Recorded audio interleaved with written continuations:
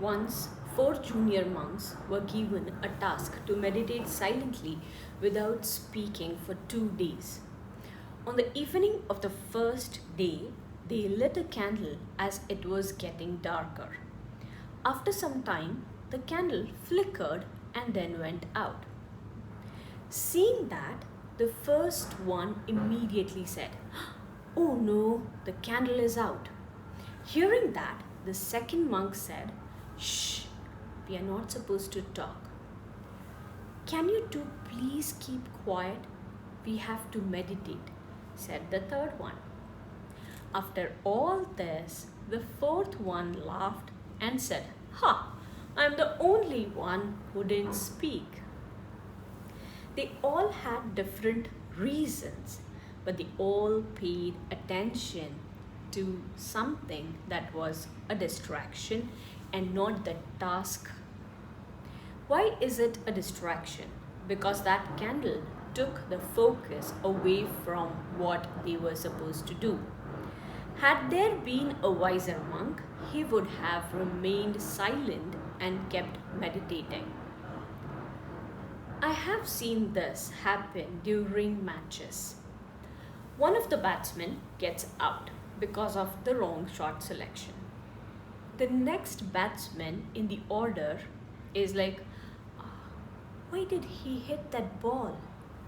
Not just that, when he also gets out, the third batsman says to himself, "I hope I don't get out that quickly."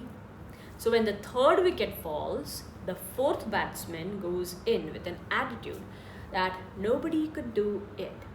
I have got a chance to be the hero. My team depends on me. My coach also said I'm the best batsman on the team. I will have to play like that. Thoughts like these distract players from their process and negatively affect their performance. The ability to staying focused is the key to success. But what is focus? The simple answer to this is your ability to pay complete attention to what you are doing now or what is important at this moment. Wow, that's so simple, right? But why is it so difficult to apply and requires a lot of practice to achieve that? That's because of the power your mind has. And if your mind is not trained well, this power can act against you. The mind has the capability of leaving the time and space frame. Just like a monkey keeps jumping from one branch to another, your mind keeps jumping from one thought to another. Every jump it takes creates some kind of mess in your head. With all that mess in your head, how can you focus on the task at hand? The performance that you have to give is here and now. Hence, it is essential to have your body and mind in the present moment.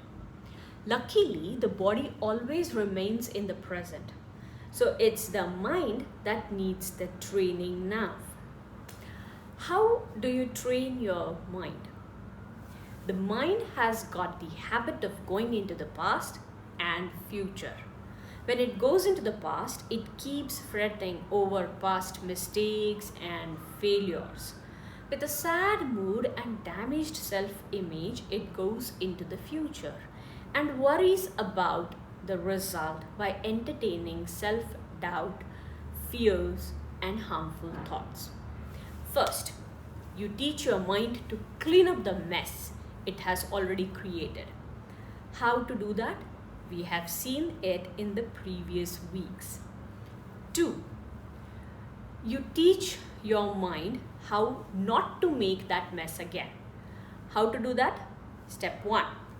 Focus on your breathing. Breathing is one activity that is going on continuously in the present moment. You cannot fill up your oxygen quota today itself and relax and not do any breathing tomorrow. Breathing is something you cannot stop. You have to do it every moment.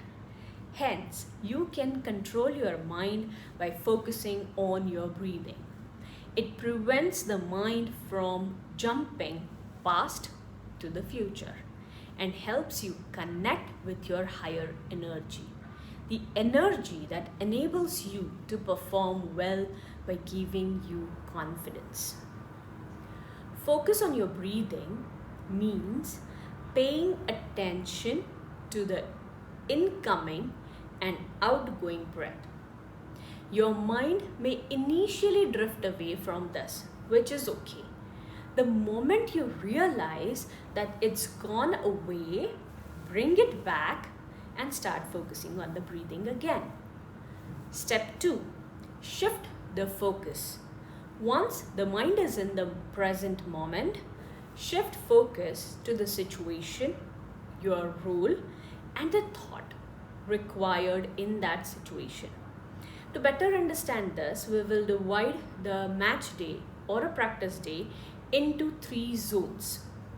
Zone 3 is your time that starts, let's say, from morning till you reach the venue of the match. Here, you are free to think about anything. It could be past, future, that day's match or practice, related or not related to cricket, anything. Then next comes zone 2 as you reach the venue till you cross the boundary line. In this zone, you will entertain thoughts related to today's match or practice. Then as you cross the boundary line or reach the nets till the end of the game or practice session is your zone 1. Here you will focus on one ball at a time. If it's a 50 overs match, you will not think about the 600 balls or 240 balls in a 20 over match, but you will focus only on the ball you are playing now, playing ball by ball. Once your match is over till you leave the venue is your zone 2. Again, you think about today's match, your performance, your practice. Once you leave the venue until the end of the day is your zone 3. The advantage of dividing your day into 3 zones is it tells you what to think and when to think. Like you are batting, the bowler coming to bowl has taken your wicket 6 times in the previous matches. Now, if you look carefully, what has happened here is you're batting, which means your match is on and you have crossed the boundary line. So the zone that you are in is zone 1. You have to think one ball at a time. But your mind has left the zone and is already in zone 3 where it is thinking about the past. So what you do now is you tell your mind that you are in zone 1, hence you need to focus on the ball that you are playing now. And you will think about that past only when you go back to zone 3. Similarly, if you are bowling and you are hit for a 6 in the very close match, now you are on the run-up position and you are thinking about that previous ball. Then you are focusing on the ball that is already delivered and you cannot change it. So your mind is in zone 2, thinking about today's match. Bring it back to zone 1 and focus on the line and length or your plan because this is still in your control. When you practice this every day, you know what to focus on and when to focus. You also realize if things go wrong, your mind has entered the wrong zone. Bring it back to the zone where it needs to stay. We will talk more about one ball at a time in our next week's video. So, activity for the week. Activity for this is going back to the last 6 weeks video and writing down your takeaways and how you will apply it in your game.